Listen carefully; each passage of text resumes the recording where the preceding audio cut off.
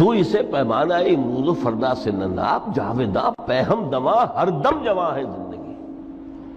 اس میں یہ وقفہ جو ہے خلق الموت والحیات لیبلوکم ایکم احسن عملا، یہ اس جسد کے ساتھ اس روح کا اتصال، اور یہ 30 40 50 60 70 80 100 برس کی عمر، یہ ایک وقفہ ہے، یہ امتحانی وقفہ ہے، تمہیں جانچا جا رہا ہے، پرکھا جا رہا ہے۔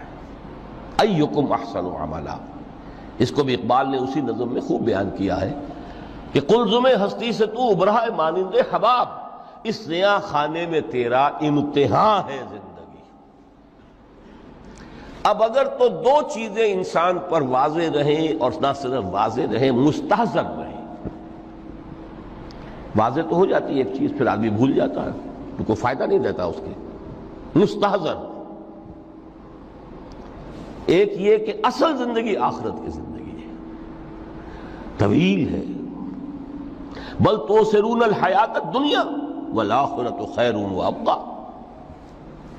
کلا بل تحبون العاجلہ وتذرون الآخرہ، تم اس عاجلہ کو پسند کرتے ہو، اس دنیا کی زندگی کو تم ترجیح دیتے ہو، جبکہ آخرت ہے جو باقی رہنے والی ہے، ابدی۔ اگر تو یہ معلوم ہو، جیسا کہ سورہ عنکبوت کی آیت کے حوالے سے میں نے آپ کو آیت سنائی کہ وما هذه الحیات الدنیا الا لہو ولعب وان الدار الاخرۃ لہی الحیوان لو کانوا یعلمون، اصل زندگی جو ہے وہ آخرت کی زندگی ہے، کاش کہ انہیں معلوم ہوتا۔ ایک حقیقت تو یہ معلوم ہو اور مستحضر رہے کہ اصل زندگی آخرت کی زندگی ہے، اور دوسری حقیقت یہ کہ یہ دنیا کی زندگی ایک امتحانی وقفہ ہے۔ قلزم ہستی سے تو ابھرا ہے مانند حباب، اس نیا خانے میں تیرا امتحان ہے زندگی۔ یہ مستحضر رہے تو اس کا نتیجہ کیا نکلے گا؟ انسان دنیا پرست نہیں بنے گا۔ متاع ہے دنیا، برتنے کی چیز ہے۔ وما هذه الحیات الدنیا الا متاع، برتنے کی چیز ہے، برتو اسے۔ اب میں یہاں آپ کو کچھ حدیثیں بھی سنا دینا چاہتا ہوں۔ ایک حدیث میں حضور نے عجیب نقشہ کھینچا ہے، مالی ولی دنیا، لوگوں مجھے تمہاری اس دنیا سے کیا سروکار، انما مثلی کراکب استظل تحت شجرۃ ثم راح فترکھا، میری مثال تو اس سوار کسی ہے جو تھوڑی دیر کے لیے کسی درخت کے سائے میں سستانے کے لیے رک جاتا ہے، وہ اس درخت کو اپنی منزل نہیں سمجھتا، اپنا گھر نہیں سمجھتا، تھوڑی دیر کا سستانا ہے، پھر وہ اس درخت کو خیر بات کہتا ہے، اپنا راستہ لیتا ہے، اپنی منزل کی طرف رواں ہو جاتا ہے۔ بس اتنا تعلق، منزل یاد رہے۔ چنانچہ ایک دوسری بڑی پیاری حدیث ہے، بہت مختصر بھی ہے، انما الدنیا خلقت لکم وانتم خلقتم للآخرہ، دیکھو یہ دنیا تمہارے لیے بنائی گئی ہے۔ خلق لکم ما فی السماوات و ما فی الارض، قرآن مجید کہتا ہے۔ اس لیے میں نے کہا تھا خلافت ہمیں دینی تھی تو سب کچھ ہمارے لیے بنایا گیا نا، یہ محفل سجائی گئی ہے ہمارے لیے، یہ سب ہمارے لیے بنایا گیا ہے، پورے عالم کو مسخر کیا گیا ہمارے لیے۔ سخر لکم، سورج بھی چاند بھی ہر چیز تمہارے لیے مسخر کی گئی ہے۔ انما الدنیا خلقت لکم وانتم خلقتم للآخرہ، لیکن تمہاری تخلیق ہوئی ہے، تمہیں بنایا گیا ہے، تمہیں پیدا کیا آخرت کے لیے۔ یہ منزل یاد رہے، میرا ٹھکانہ وہ ہے، میرا گھر وہ ہے، میری منزل وہ ہے، یہ راہ گزر ہے، یہ سفر ہے، یہ ایک وقفہ ہے، امتحانی وقفہ ہے۔ خلق الموت والحیات لیبلوکم ایکم احسن عملا۔ لیکن اب تیسری حدیث سنیے، اور یہ ہے وہ کہ جو اس دنیا کو، جو میں نے شروع میں کہا تھا، بڑی ٹھوس حقیقت ہے، یہ اللہ کی تخلیق ہے، سنجیدہ تخلیق ہے، ہم نے کوئی کھیل کود کے لیے تو نہیں بنایا ہے۔ ربنا ما خلقت ھذا باطلا، حضور فرماتے ہیں الدنیا مزرعۃ الآخرہ، دنیا آخرت کی کھیتی ہے۔ یہاں بوؤ گے تو وہاں کاٹو گے، یہاں بوؤ گے نہیں تو کاٹو گے کیا خاک؟ اس اعتبار سے غور کیجئے، یہ دنیا اور حیات دنیاوی کا ایک ایک لمحہ ایک بڑی عظیم حقیقت بن کر سامنے آتا ہے۔ ہماری حیات دنیاوی کا ایک ایک لمحہ ابدی ہے پوٹینشلی، کیوں کہ اس میں جو کچھ ہم کما رہے ہیں اس کے نتائج ابدی زندگی پر پھیلے ہوئے ملیں گے۔ تو گویا کہ یہ جو ہے یہ گھڑی محشر کی ہے، طور سے محشر میں ہے، بیشتر غافل عمل کوئی اگر دفتر میں ہے، یہاں کا ایک ایک لمحہ تمہارے لیے بہت قیمتی ہے۔ یہاں بو، محنت کرو، کاشت کرو تاکہ وہاں کاٹ سکو۔ الدنیا مزرعۃ الآخرہ۔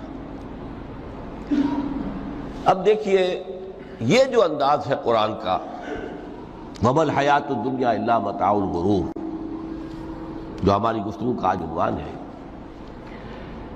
اس کے دو نتیجے نکلتے ہیں عملاً۔ ایک نتیجہ جو صحیح ہے، جو قرآن نکالنا چاہتا ہے، جس کی طرف اسلام رہنمائی کرتا ہے۔ ایک ہے بالکل منفی نتیجہ جس کی اسلام نفی کرتا ہے۔ وہ منفی نتیجہ کیا ہے؟ دنیا دھوکے کی ٹٹی ہے، چھوڑو گھر گھرستی کو، دفع کرو، رب سے لو لگانی ہے۔ یہ شادی کر کے اور گھر گھرستی کا کھکیڑ بول لینا، کہاں ایک پیٹ کا پالنا، کہاں 10 پیٹ لگ جائے پیچھے، اسی میں آدمی جو ہے گم ہو کر رہ جاتا ہے۔ لہذا گھر گھرستی کو چھوڑو، تجدد کی زندگی گزارو۔ پھر یہ تمدن ہر جگہ شر ہے، برائی ہے، دھوکہ ہے، فریب ہے، جھوٹ ہے، دفع ہو جاؤ، جاؤ کہیں پہاڑوں کی چوٹیوں پر، کہیں غاروں میں، گفاؤں میں، کہیں جنگلوں میں دھونی روا۔ یہ ہے اس کا ایک منطقی نتیجہ جو نکلا ہے دنیا میں، اور تقریباً تمام مذاہب عالم میں نکلا ہے۔ رہبانیت جس کی جس شد و بد کے ساتھ نفی کی ہے محمد رسول اللہ صلی اللہ علیہ وسلم، لا رہبانیت فی الاسلام، اسلام میں کوئی رہبانیت نہیں، نفی ہے، مکمل نفی، لا رہبانیت فی الاسلام۔ فرمایا کہ النکاح من سنتی، یہ میری سنت ہے، میرا طریقہ ہے، گھر گھرستی کی زندگی اختیار کرنا یہ میری سنت ہے۔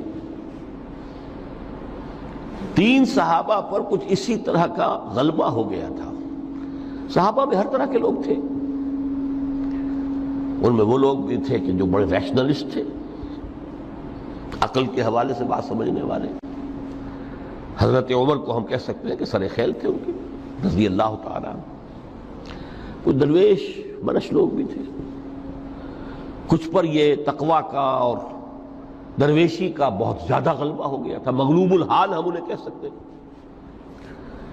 حضرت عبداللہ ابن عمرو بن العاص رضی اللہ تعالیٰ عنہما، ایک عجیب سائملٹینیس کنٹراسٹ ہے باپ اور بیٹے میں۔ عمرو بن العاص بہت بڑے سیاستدان، مدبر، عرب نے چوٹی کے جو 3 سیاستدان پیدا کیے ان میں سے ایک عمرو بن العاص ہے،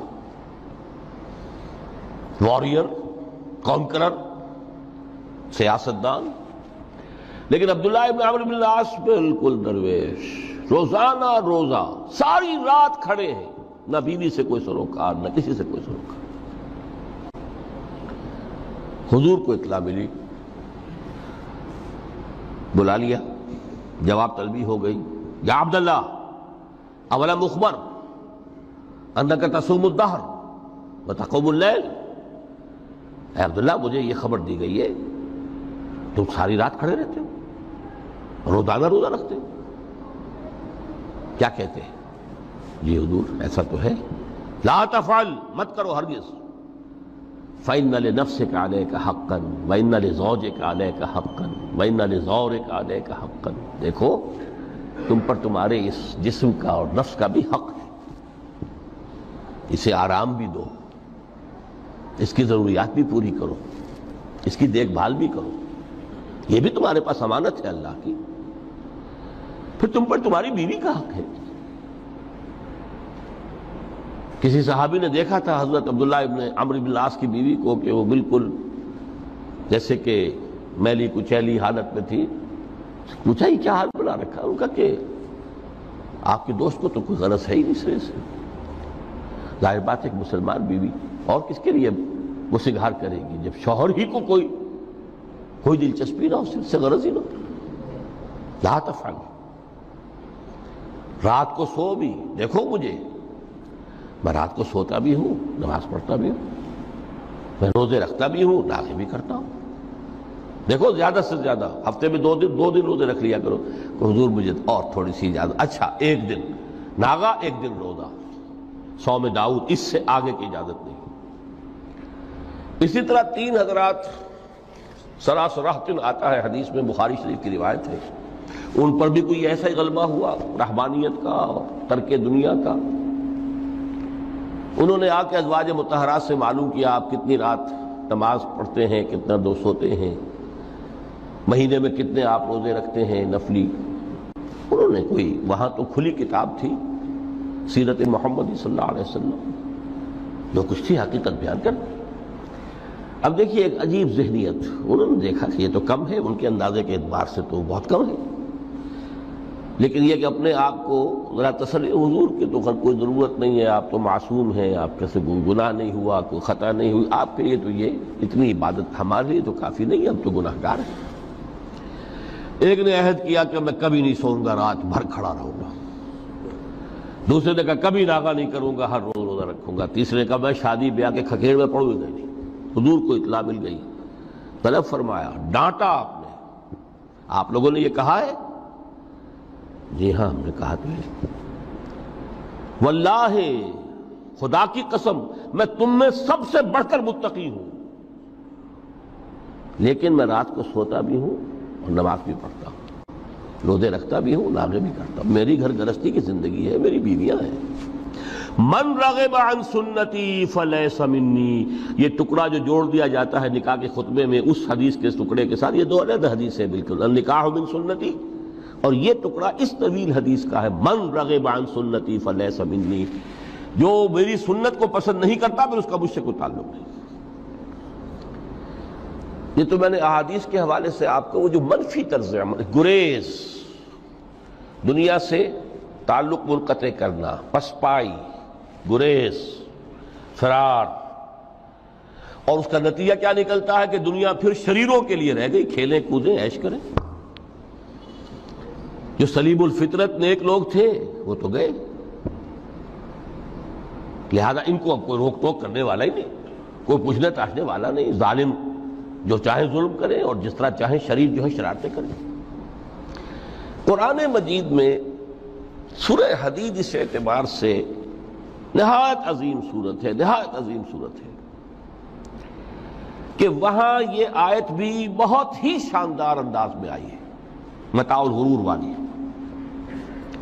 خاصی طویل آیت بن کر آئی ہے. اور جیسا کہ میں نے عرض کیا 4 جگہ تو حیات دنیاوی کو کہا گیا ہے صرف لہو و لعب یا لعب و لہو، لیکن یہاں جو ہے آیت نمبر 20، اعلموا انما الحیات الدنیا لعب و لہو و زینت و تفاخر بینکم و تکاثر فی الاموال والاولاد.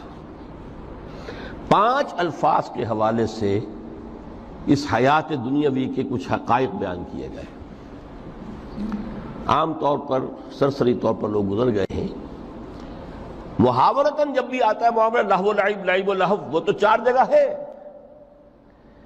یہاں 3 الفاظ مزید آئے ہیں، اور ترکیب کیا ہے؟ پہلے لعب ہے پھر لہو ہے.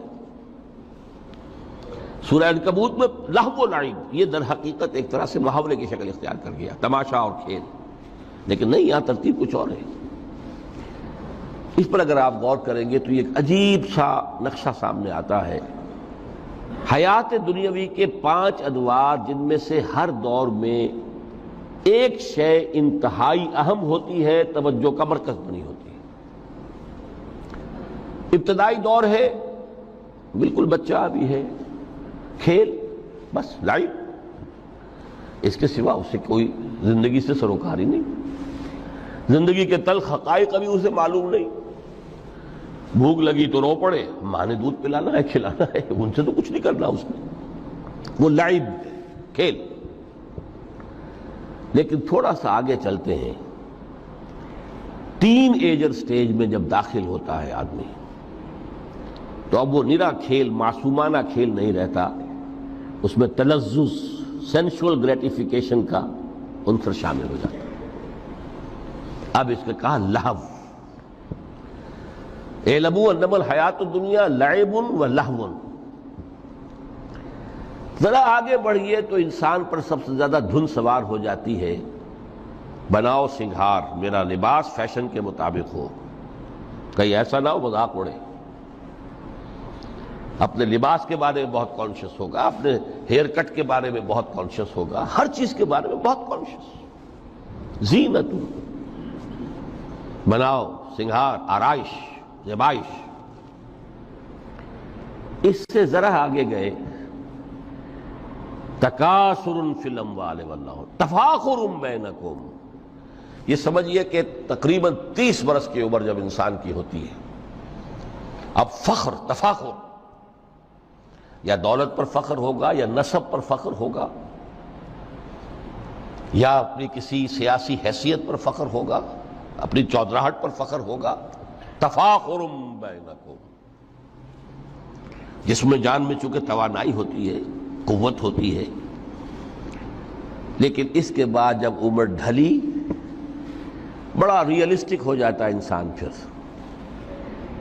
یہ جو چوتھی سٹیج تھی، اس میں تو یہ کہ مونچھ نیچی نہ ہو، چاہے سب کچھ میں اپنا خرچ کر دوں، داؤ پہ لگا دوں، لیکن مونچھ نیچی نہیں ہوگی۔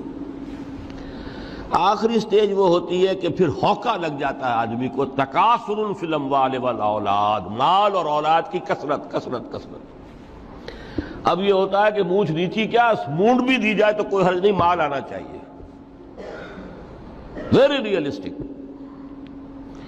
اور اسی حال میں انسان ہوتا ہے، آخری پارے کی صورت نے پھر اس میں ایڈ کر کے اس کے اوپر مہر لگا دی، الہاکم التکاثر حتی زرتم المقابر۔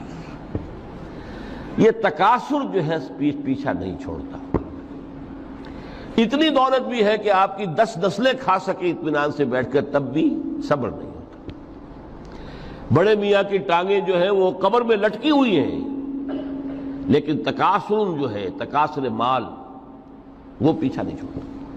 حتی زرتم المقابر، یہاں تک کہ قبروں تک جا پہنچے، قبر میں اتار دیا جائے، جب تک ٹانگیں صرف لٹکی ہوئی ہیں اس وقت تک نہیں۔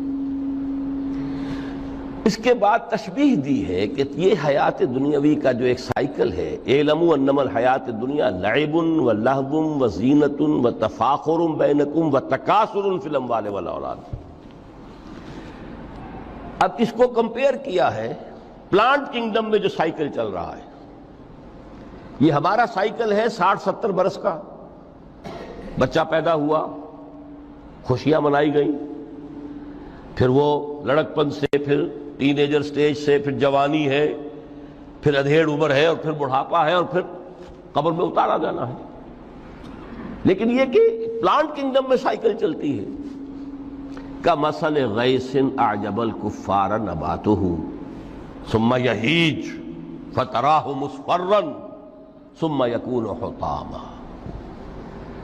یہ 4 سٹیج ہیں۔ جیسے بارش برستی ہے تو سبزہ نمودار ہوتا ہے، اور کاشتکار کو بڑا اچھا لگتا ہے، اس نے بیج بویا تھا، اس نے محنت کی تھی، اس نے ہل چلایا تھا، اعجب الکفار نباتہ، اس کو بہت اچھا لگتا ہے، دل باغ باغ ہو جاتا ہے۔ جیسے آپ کے ہاں بیٹا ہوا، پوتا ہوا، خوشیاں مناتے ہیں آپ۔ کمثل غیث اعجب الکفار نباتہ ثم یہیج، پھر وہ فصل اپنی پوری قوت کو پہنچتی، فصل لہرا رہی ہے، فتراہ مصفرا، پھر وہ زرد ہو جاتی ہے، وہ ہریاول اب ختم ہوئی ہے، اب فصل پک گئی ہے، اب وہ زردی پر آ گئی ہے۔ ثم یکون حطاما، پھر وقت آتا ہے، اگر وہ خضرو گھاس ہے تو پھر وہ چورا چورا ہو کر پھر وہ مٹی میں مل جاتی ہے، اور اگر فصل ہے تو کھیتی کٹ گئی، اس کے بعد کیا رہ گیا وہاں، وہ چورا ہی رہ جاتا ہے باقی۔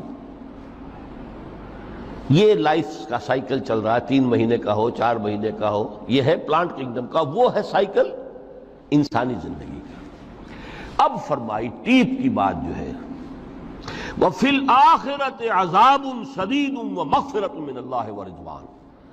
دیکھو دنیا کی زندگی تو ان سٹیجز سے ہو کر گزر ہی جانی ہے۔ جو پیدا ہوا ہے اس پر بڑھاپا بھی آئے گا، موت بھی آئے گی۔ کل نفس ذائقۃ الموت، جو سورہ آل عمران کی 185ویں آیت کا پہلا جملہ تھا۔ ہر انسان کو جو پیدا ہوا موت آنی ہے۔ اب یہ ہے کہ وہ کہیں آپ نے محل میں گزار لی زندگی، کسی کٹیا میں گزار لی زندگی، کسی کی فٹ پاتھ پر گزر گئی زندگی۔ زندگی گزر جاتی ہے، گزرتی ہے، اور ان 5 سٹیجز میں سے ہو کر گزرتی ہے۔ آپ گندی گلیوں میں بچوں کو کھیلتے ہوئے دیکھتے ہیں، وہ بھی کھیل رہے ہوتے ہیں، نالیوں کے پانی کے اندر کھیل رہے ہوتے ہیں، ان کا بھی کھیل ہے، گندے جوہڑ میں کھیل رہے ہوتے ہیں۔ وہ تو ہے زندگی کی وہ سٹیج جو ہے کھیل کی ہے۔ کسی کے پاس بڑے قیمتی کھلونے ہیں، ان سے کھیل رہا ہے، کوئی اس طرح گلی ڈنڈا کھیل رہا ہے یا کچھ اور کھیل رہا ہے، لیکن وہ 5 سٹیجز تو آئیں گی۔ اعلموا انما الحیات الدنیا لعب ولہو وزینۃ وتفاخر بینکم وتکاثر فی الاموال والاولاد کمثل غیث اعجب الکفار نباتہ ثم یہیج فتراہ مصفرا ثم یکون حطاما وفی الآخرۃ عذاب شدید ومغفرۃ من اللہ ورضوان۔ آخرت میں جا کر یہ بائیفرکیشن ہو جانی ہے، یا تو شدید عذاب اور یا اللہ کی مغفرت اور رضا۔ Now the choice is yours، اما شاکرا و اما کفورا، فیصلہ تم خود کر لو۔ وما الحیات الدنیا الا متاع الغرور، یہاں بھی آخری الفاظ وہ ہے کہ دنیا کی زندگی دھوکے کے سوا کچھ نہیں۔ کیوں؟ اگر تو دنیا کی زندگی میں گم ہو گئے، جیسے کہ اقبال نے کہا ہے کہ کافر کی یہ پہچان کے آفاق میں گم ہے، اور مومن کی یہ پہچان کہ گم اس میں ہے آفاق۔ دنیا میں رہو، طالب دنیا نہ بنو، طالب عقبہ، طالب آخرہ۔ دنیا میں رہو، برتو، استعمال کرو، تمہارے لیے پیدا کیا گیا، بھائی برتو، متاع ہے، برتنے کی شے ہے۔ ہاں حلال اور حرام کی پابندیاں سامنے رکھو، باقی برتو۔ مطلوب یہ نہ ہو، مقصود یہ نہ ہو، مطلوب آخرہ ہو۔ انما الدنیا خلقت لکم وانتم خلقتم للآخرہ۔ منزل وہ رہے، مستحضر رہے، سامنے رہے کہ میں تو اجنبی ہوں، یہاں یہ میرا وطن نہیں ہے۔ الدنیا سجن المومن و جنت الکافر۔ جیسے کسی پرندے کو کسی پنجرے میں بند کر دیا گیا ہو، اس طرح ہمیں اس دنیا میں بھیج دیا گیا، اللہ کی مرضی ہے، اس نے بھیجا ہے۔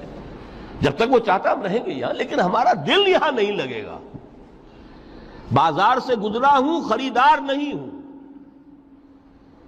طالب دنیا نہ ہو، تب تو یہ کوئی دھوکے کا سودا نہیں، وطن نہیں، بالکل نہیں۔ حضور نے خود فرمایا مجھے تمہاری اس دنیا میں سے فلاں فلاں چیزیں بہت پسند ہیں، اور کس قدر ریئلسٹک ہیں۔ آپ نے عورتوں کے بارے میں فرمایا مجھے اس دنیا سے پسند ہے عورت۔ کوئی تصنع اور کوئی بھی تکلف اور کوئی خلاف فطرت بات نہیں کی محمد رسول اللہ صلی اللہ علیہ وسلم۔ آنکھوں کی ٹھنڈک میری نماز میں ہے، مجھے خوشبو پسند ہے۔ عورت کی طرف بھی آپ کا رجحان تھا۔ قرآن مجید میں آتا ہے نا، اے نبی اب کوئی اور نکاح آپ نہیں کریں گے، وَلَوْ أَعْجَبَتْكَ حُسْنُهُنَّ، چاہے ان کا حسن جو ہے وہ آپ کو اچھا لگے، اب اجازت نہیں ہے مزید، بس فل سٹاپ، جتنے نکاح ہو چکے۔ تو یہ دنیا کو حضور نے صلی اللہ علیہ وسلم دنیا پر سوار رہو، دنیا کو اپنے اوپر سوار نہ ہونے دو، بس بات صرف یہ ہے۔ کافر کی یہ پہچان کہ آفاق میں گم ہے۔ اسی لیے سورہ کہف کا ایک مرکزی مضمون ہے، پہلے رکوع میں بات آتی ہے اِنَّا جَعَلْنَا مَا عَلَى الْأَرْضِ زِینَةً لَهَا لِنَبْلُوَهُمْ أَيُّهُمْ أَحْسَنُ عَمَلًا۔ ہم نے اس دنیا پر جو کچھ ہے، یہ اسکائی اسکریپرز بن گئے ہمارے زمانے میں، اور یہ شاندار بلڈنگز ہیں، اور یہ کچھ ہے، ہم نے زینت اور زیبائش اور آرائش بنا دیا ہے تاکہ آزمائیں۔ انہی کے حسن کے شکار ہو جاتے ہو اور ان کے پرستار بن کر رہ جاتے ہو۔ رخ روشن کے آگے شمع رکھ کر وہ یہ کہتے ہیں ادھر جاتا ہے دیکھیں یا ادھر پروانہ آتا ہے، پھر بھی اللہ ہی کے عاشق بنے رہو، اللہ ہی سے محبت کرو تو کامیاب ہو گئے۔ دنیا کو برتو. اگر دنیا یہ عروس ہزار داماد جو ہے اگر کہیں یہ محبوبہ بن گئی تو گئے ختم. اچھا دیکھیے اس سورہ حدید میں اب یہ دنیا کی حقیقت کو اس طرح بیان کر کے دو نتیجے جو اس سے نکلتے ہیں ان کو علیحدہ علیحدہ بیان کر دیا. ایک نتیجہ جو میں بیان کر چکا رہبانیت ترک دنیا،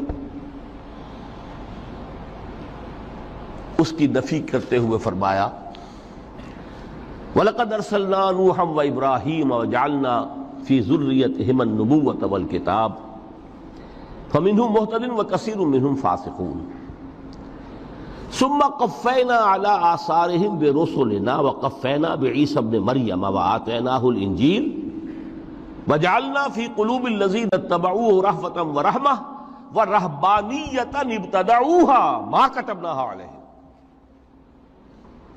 اصل مضمون یہ تھا جس کے لیے تمہید اتنی لمبی باندھی. ہم نے نوح کو بھیجا، ابراہیم کو بھیجا، ان کی اولاد میں ہی نبوت اور کتاب رکھ دی، پھر ان کے نقش قدم پر ہم نے اٹھایا عیسیٰ ابن مریم کو، انہیں انجیل دی، اور جو لوگ ان پر ایمان لائے ان کے دلوں میں رحمت اور رافت کے جذبات پیدا کر دیے، انسانی ہمدردی. حضرت عیسیٰ کا جو اپنا مزاج تھا ظاہر بات ہے کہ آپ کے حواریین اور آپ پر ایمان لانے والوں میں اسی کا ایک عکس پیدا ہونا تھا، لہذا وہ ایک خاص کیفیت. لیکن فرمایا ایک شے کو انہوں نے بدعت کے طور پر ایجاد کر لیا وَرَهْبَانِيَّةً ابْتَدَعُوهَا مَا كَتَبْنَاهَا عَلَيْهِمْ. رہبانیت کی انہوں نے بدعت ایجاد کر لی، یہ انہوں نے کی ہے، ہم نے یہ ان پر فرض نہیں کی تھی. یہ ہے وہ منفی نتیجہ. گریز، خانقاہوں میں جا کر بیٹھ جاؤ، موناسٹسزم، تجرد کی زندگی گزارو.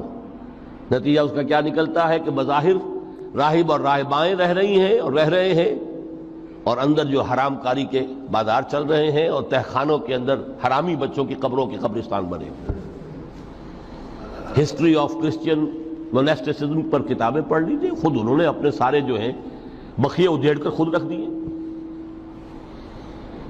یہ رہبانیت یہ اسلام کا راستہ نہیں ہے. احادیث کے حوالے سے میں آپ کے سامنے پہلے بیان کر چکا ہوں. میں بعد میں تھوڑا سا عرض کروں گا کہ ہمارے ہاں بھی یہ رسم کیوں آئی اور کیسے آئی. الحمدللہ اس درجے میں نہیں آئی جس درجے میں کہ کرسچینٹی میں آئی ہے، الحمدللہ ثم الحمدللہ، لیکن کسی درجے میں اگر آئی ہے تو کیوں آئی ہے یہ میں بعد میں عرض کروں گا. لیکن اس کا مل حیات الدنیا الا متاع الغرور کا دوسرا نتیجہ کیا ہے؟ پہلا نتیجہ تھا گریز کا، پسپائی کا، فرار کا، معاشرے سے نکل بھاگنے کا، تاکہ معاشرے میں اشرار کھل کھیلیں جو چاہے کریں. ایک راستہ یہ ہے، ترک دنیا کے معنی ہیں ترک لذات دنیاوی، آسائشوں کو ترک کرنا. سختیاں جھیلنا کس لیے؟ تاکہ دنیا سے ظلم کا خاتمہ ہو، باطل کا تختہ الٹ دیا جائے، ظلم کا استیصال. ظاہر بات ہے ظالم آسانی سے ظلم نہیں چھوڑے گا، ایکسپلائٹر وعظ و نصیحت سے اپنے ایکسپلائٹیشن سے باز نہیں آئے گا. شاذ ہوتے ہیں اس طبقے کے اندر بھی یقیناً کچھ سلیم الفطرت لوگ ہوتے ہیں، جیسے طبقہ اشرافیہ سے تھے حضرت ابو بکر رضی اللہ تعالیٰ عنہ، سلیم الفطرت انسان تھے. وہ کوئی غلاموں کے طبقے سے تو نہیں تھے، کوئی فقراء کے مساکین کے طبقے میں سے نہیں تھے، اونچے طبقے میں سے تھے. عشرہ مبشرہ اکثر و بیشتر اس طبقے سے تھے. لیکن بائی اینڈ لارج وہ جو طبقہ ہوتا ہے، یا تو وہ اپنے جبر اور استبداد کا تخت جو ہے جما کر بیٹھا ہوا لوگوں کی گردنوں کے اوپر، پولیٹیکل ریپریشن ہے، یا اکنامک ایکسپلائٹیشن ہے، استحصال. محنت لوگ کریں، کھائیں گے ہم، عیش ہم کریں گے. محنت کسان کرے جا کے کھیت میں، ہم لے آئیں گے اپنا حصہ اور عیش کریں گے. یا کوئی سوشل ڈسکریمنیشن ہے، یہ اونچا ہے یہ نیچا ہے، یہ تو پیدا ہی ہوا ہے شودر، یہ اس سے نکل ہی نہیں سکتا، اور یہ پیدا ہوا برہمن، یہ تو اونچا ہے.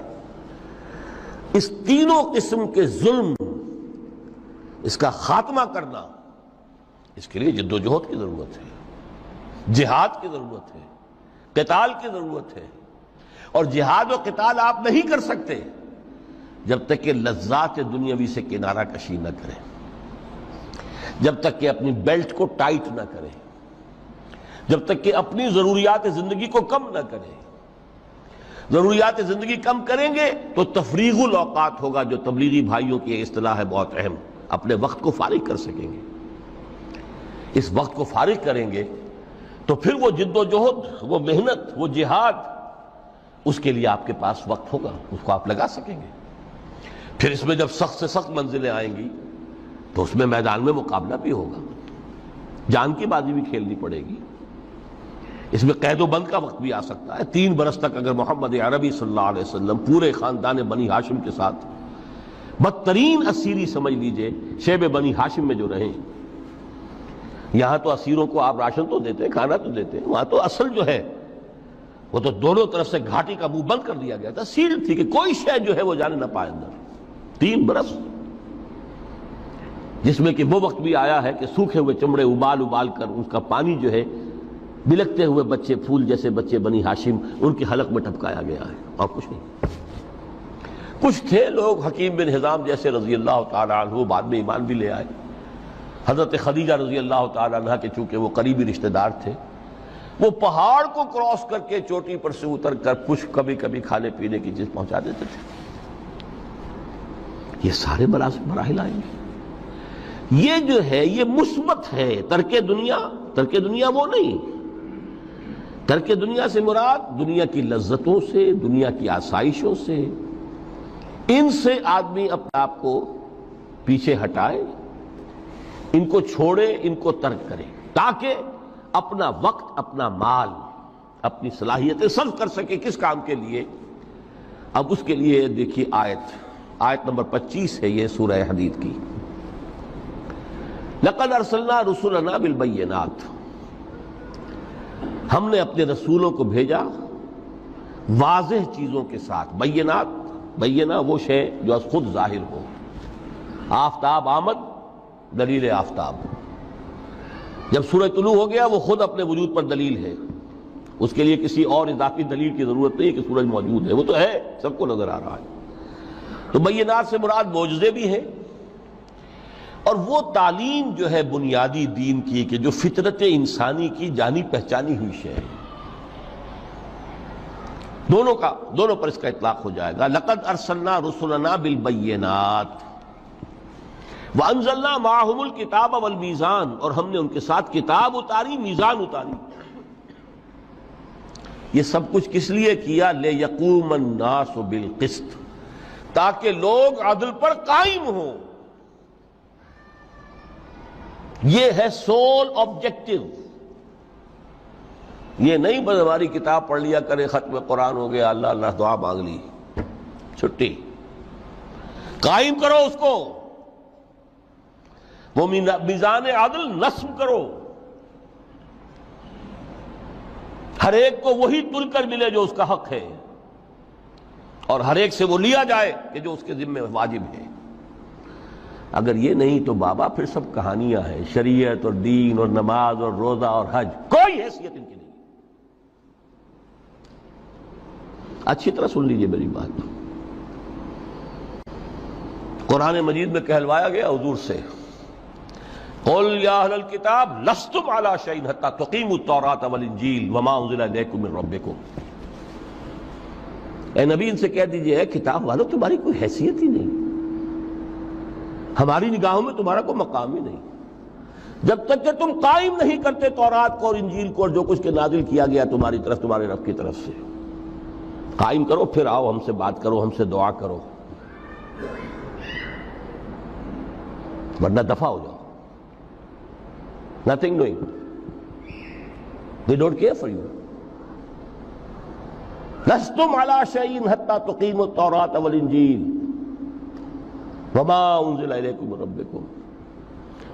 اب قانون خداوندی تو بدلتا نہیں ہے، نہ فرام پرسن ٹو پرسن، نہ فرام نیشن ٹو نیشن، نہ فرام امہ ٹو امہ، اٹل ہے۔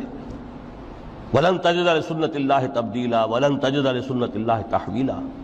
سنت اللہ تو ایک ہے۔ اب اس آیت کو ذرا پڑھیے۔ قل یا اہل القرآن لستم علی شیء حتی تقیموا القرآن وما انزل الیکم من ربکم، کہہ دو اے محمد کہ اے قرآن والو تمہاری کوئی حیثیت نہیں ہے ہمارے سامنے جب تک کہ تم قرآن کو قائم نہیں کرو۔ پڑھ لو اور اس کے قرات کے مقابلے منعقد کرا لو اور سونے کے تاروں سے اسے لکھ لو اور اس کو جو چاہو کر لو، کوئی حیثیت نہیں۔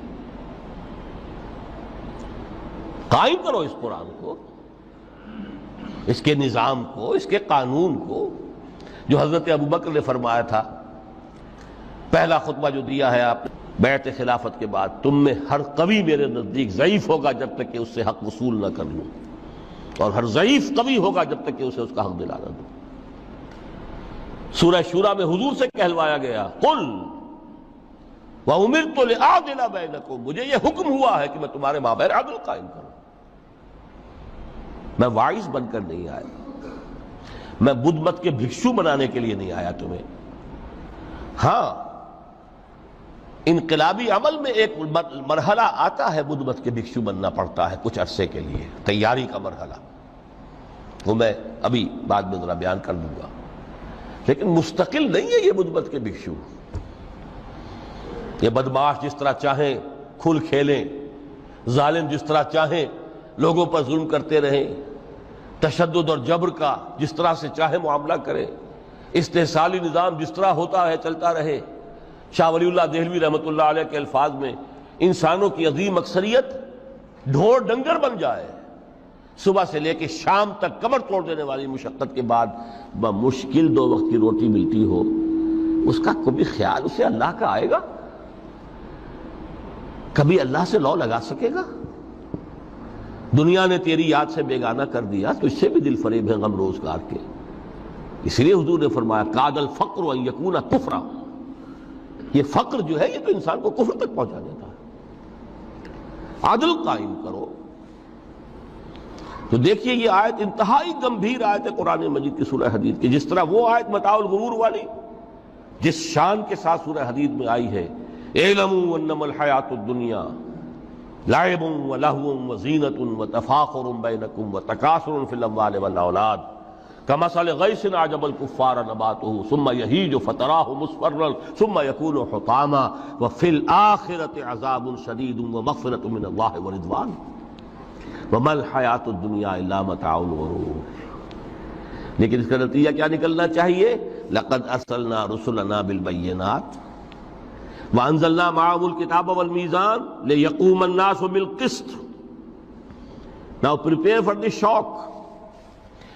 میرے نزدیک، میرے علم کی حد تک شاید دنیا کی کوئی انقلابی کتاب نہ ہو جس نے اس قدر عریاں طور پر کھل کر یہ کہا ہو کہ ظالموں کی سرکوبی کرو، کچلو ان کے سر۔ وانزلنا الحدید، ہم نے لوہا بھی اتارا ہے۔ ایک وقت آتا ہے ظلم نہیں ختم ہوتا جب تک کہ لوہے کی طاقت ہاتھ میں نہ آئے۔ انزلنا الحدید، ہم نے صرف کتاب ہی نہیں اتاری ہے، لوہا بھی اتارا ہے۔ فیہ باس شدید، اس میں جنگ کی صلاحیت ہے۔ ومنافع للناس، لوگوں کے لیے کچھ اور منفعتیں بھی ہیں، کوئی توا پرات چمٹا یہ بھی بنا لو، ٹھیک ہے، لیکن اصلاً یہ اسلحہ کے لیے۔ وانزلنا الحدید، اسی تو سورہ حدید کا نام حدید ہے۔ فیہ باس شدید ومنافع للناس ولیعلم اللہ من ینصرہ ورسلہ بالغیب۔